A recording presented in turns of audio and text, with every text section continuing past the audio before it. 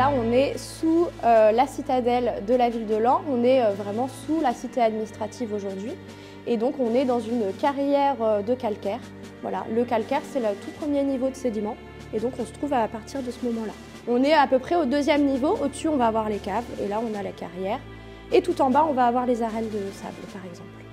C'est ici qu'on extrait la pierre calcaire qui va servir du coup à la construction des différents monuments de la ville de Laon, que ce soit la cathédrale ou encore les remparts de la ville de Laon. On retire du calcaire à partir de l'époque gallo-romaine. On va vraiment continuer plusieurs fois, surtout au Moyen-Âge, parce que là on construit vraiment la ville et on l'étend au fur et à mesure. On construit aussi des différentes églises, la cathédrale de Laon, les remparts à l'époque des Carolingiens. Et on va à peu près s'arrêter après le XVIe siècle, en tout cas dans ces carrières de calcaire sous la cité administrative, étant donné qu'à partir d'un certain moment, au XVIe siècle, on va avoir la citadelle. Et donc le terrain va être militaire, donc on arrête de retirer de la pierre, ça sera un petit peu plus anecdotique, et sinon ça sera vraiment arrêté à partir du XVIIIe siècle.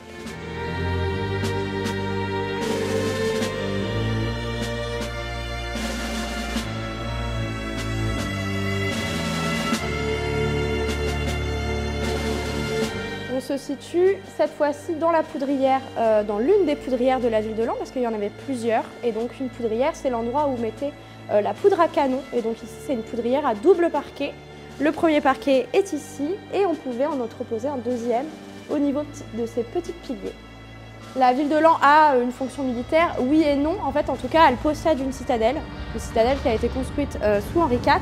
Mais ce n'est pas réellement une citadelle pour protéger les Lanois, c'était vraiment une citadelle pour que les soldats royaux se protègent des Lanois en cas de révolte. Voilà. Donc pendant la Première Guerre mondiale, l'intérêt stratégique cette fois-ci, c'est qu'on est extrêmement près du front. Voilà, on est juste à côté du chemin des Dames, on est assez près de Verdun, on est vraiment assez près du front avec les Allemands et les Français. Donc là, l'intérêt, c'est de garder la ville de Laon. Stratégiquement, c'est intéressant d'avoir une grande ville à cette période, pour les Allemands en tout cas.